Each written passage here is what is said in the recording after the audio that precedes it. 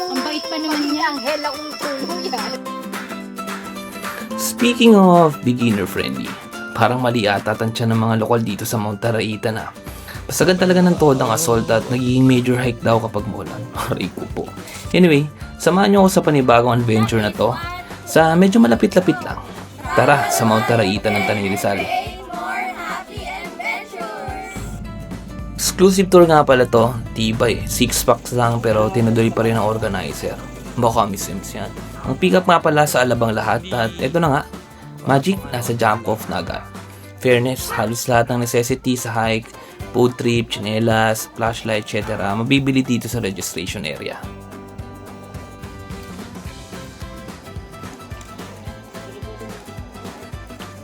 Inorient lang kami na mabilisan dito sa covered court. Ito nga pala yung pogi at magagandang guide namin. Wait. Di gaya ng dati, pwedeng mamili ng guide pag may nakasanayan ka na. Ngayon, pila na para patas sa lahat. Panits, may pa-uniform pa nga. Wala po sa jump po, mas mahaba sa station. Parating station po, malapit lang.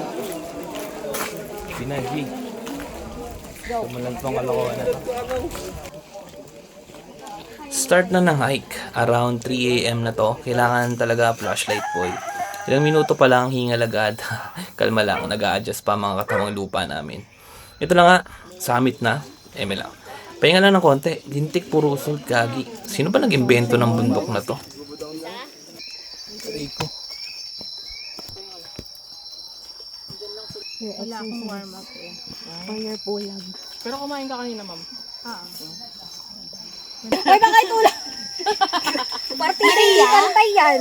Mali pala yung joke ko. Magiging ano ka talaga. Gusto mong Ang bait pa naman maging niya. ang hela kong tulo yan. Sabi, di ba 1.5? Oo. Oo nga no. 1 hour pa lang. Madami-dami din kami mga kasabay. Pero di gaya na ibang bundok na talagang pahirapan. Pero tingnan natin mamaya. Baka bumibelo pa lang iba. 1:5 nga palang ratio ng guide dito at 750 ang bayad sa kanila. Wala lang, share ko lang.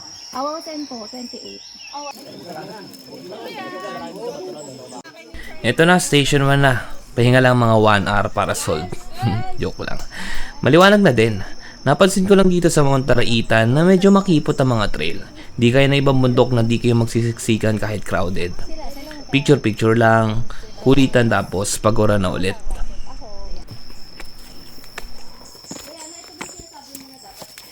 Patag na lang ba to? Tayo, may marami-rami pang asol. Ay, ganun lang ba kalayo? Ganun lang kalayo. Depende sir. Mga kalahati na tayo. Kalahati pala ng bundok sir. Pero, tas pababa, ganun din. Ano na oras pala talaga?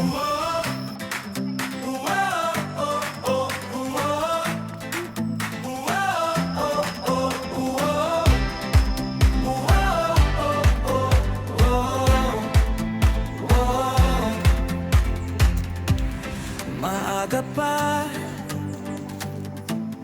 nanginginig ang hamog pag na mabigat. Puso ang mas buhos bawat habang hingal pero tuloy. Konti na lang bulong ang araw sa ulap. Labay sa tuktok sa magkakaibigan. Kahit pagod na sabay tayong lalaban. Kapag madulas abutin ang kamay. Hanggang sa ulap tayo sabay. Happy adventures!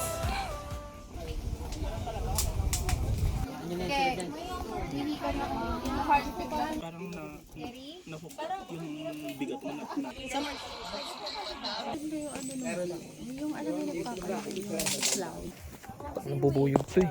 Maganda view. Wala, hindi ako mahilig sa ganyan. Sa tinipak na lang ako. Putang nabubuyog talaga to. Ako tigilan no. Mabaho ba ako? Rigo.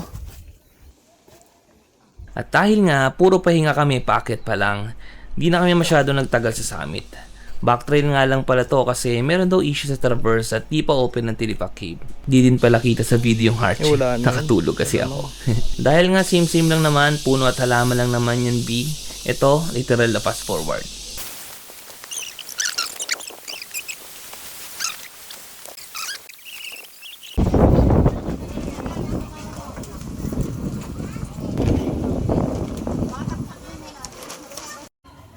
May dumapo sa akin, gagi. Anong ibig sabihin nito? Love life na ba ngayon 2026? Aray ko, bading. Puso ang mas buhos bawat habang hingal pero tuloy, konti na lang bulong ang araw sa ulap. Lakbay sa tuktok, sa magkakaibigan, kahit pagod na, sabay tayong lalaban. Kapag madulas, abutin ang kamay, hanggang sa ulap tayo sabay. Lakbay sa tuktok.